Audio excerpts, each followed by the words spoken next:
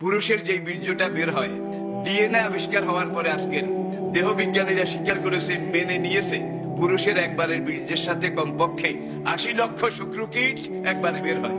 একই সময় যিনি মা, নারী, তার মিলনে যে বীর্যটা বের হয়, এখানে 34,000 ডিম্বাণু বের হয়। আই রিপিট, পুরুষের বের হয় 80 লাখ আর নারীর বের হয় 34,000। বের হয়েই তারা কাকড়ার মতো সামনের দিকে হাঁটে, একজন আরেকজনকে খোঁজে। নর চায় নারীকে পেতে, নারী চায় নরকে পেতে। একটা শুক্রকীট পুরুষের, আরেকটা ডিম্বাণু নারীর। এরা চায় পাগল পারা হয়ে একজন আরেকজনের সাথে কিভাবে মিলবে। হাঁটতে হাঁটতে যখন পুরুষের একটা শুক্রাণু আর নারীর একটা ডিম্বাণু, এই দুইটা একটার সাথে একটা গিয়ে মুখামুখি হয়, দেখে তা একটা আরেকটাকে জড়িয়ে ধরে। এমন ধরে কস্তুবিয়া ধরন, আর ছাড়ে না। তখন আল্লাহ এটার উপর দিয়ে বীর্যটা গাম গাম, আঠা আঠা, লাসা লাসা বীর্য দিয়ে এটাকে প্যাকেট করে একটা বড়ির মতো বানিয়ে মায়ের জরায়ুর মুখ খুলে সেখান দিয়ে জরায়ুর ভিতরে ঢুকাই দেয়।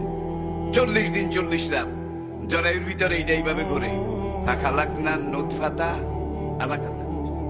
40 দিন 40 রাত পরে এই বীর্যের ফোঁটাটাকে আমি আল্লাহ একটা রক্তের ফোঁটা হিসাবে তৈরি করি।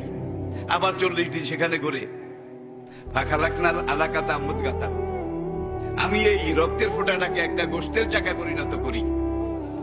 আবার 40 দিন 40 রাত যাওয়ার পরে আমি এই গোশতের টুকরাটার ভিতরে হাড় ঢুকাই দেই।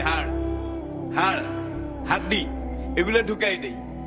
এবং হাড্ডি ঢুকানোর পরে তার ফেজ, বডি, এপিয়ারেন্স, তার শরীরের গঠন, হাত পা, অঙ্গ প্রত্যঙ্গ, এগুলো আমি আল্লাহ সৃষ্টি করি। এভাবে যেতে যেতে 4 মাস যখন অতিবাহিত হয়, 4 মাস যাওয়ার পরে আল্লাহ পাক বলেন, ফানাফাকতু ফীকা মির রূহি। আমি আল্লাহ ওই মানব শিশুটার ভিতরে রূহ দিয়ে দেই। এরপরে মোট 280 দিন। কতদিন? 280 দিন বাচ্চাটা ম্যাচিউরড হয়, দুনিয়াতে আসার মতো অবস্থানে আসে। সুম্মা সাবিলা ইয়াসসারা। এই সময় তাকে দুনিয়া আসার রাস্তাটা আমি আল্লাহ প্রশস্ত করে দেই। সাংঘাতিক কথা রে বাবা।